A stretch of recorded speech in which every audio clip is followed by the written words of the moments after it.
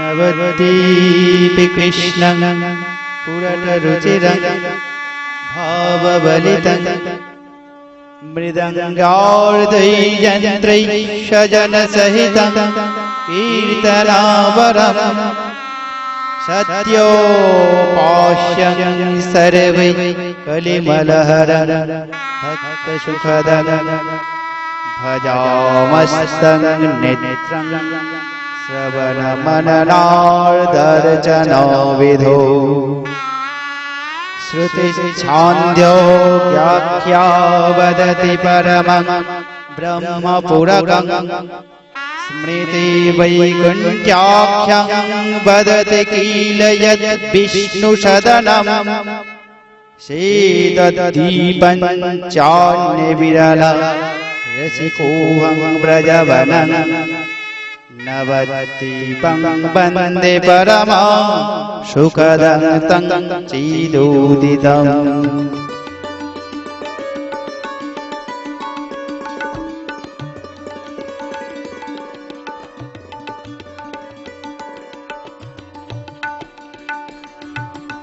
কলিযুগ পাবনাবতারে শ্রীকৃষ্ণ চৈতন্য মহাপ্রভুর লীলাস্থলী শ্রী নবদ্বীপ ধাম ব্রহ্মকল্পে ধরাতলে যে উজ্জ্বল রসময় প্রেম ভক্তি কখনো প্রদান করার জন্য ভগবান আসেন না, সেই অত্যন্ত দুর্লভ বস্তুটি একমাত্র রাধা ভাবান্বিত শ্রীকৃষ্ণ শচীনন্দন গৌর হরি রূপে অবতীর্ণ হয়ে সবার মধ্যে বিলিয়ে দিতে এসেছেন।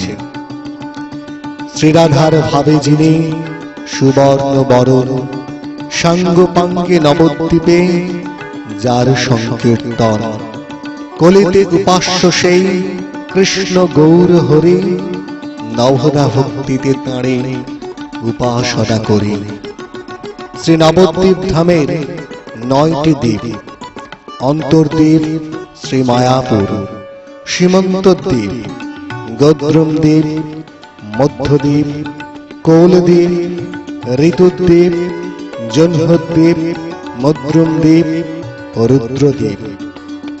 রাধাকান্ত রতিকান্ত শ্রী গৌরাঙ্গ সুন্দর কৃষ্ণ ভক্তগণের জীবন, প্রেম কল্পতরু শ্রী গৌর হরি নবদ্বীপ ধামের অন্তর্গত শ্রী মায়াপুরের যোগপীঠে ১৪০৭ শকে ফাল্গুনী পূর্ণিমা তিথিতে আবির্ভূত হয়ে অকাতরে নির্বিচারে সকলকে নাম প্রেম বিতরণ করেছেন।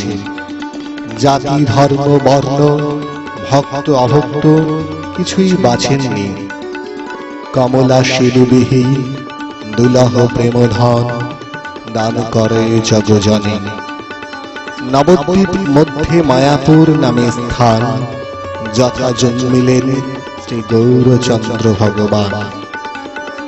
অন্তর্দ্বীপ তথা মায়াপুর আত্মনিবেদন ক্ষেত্র।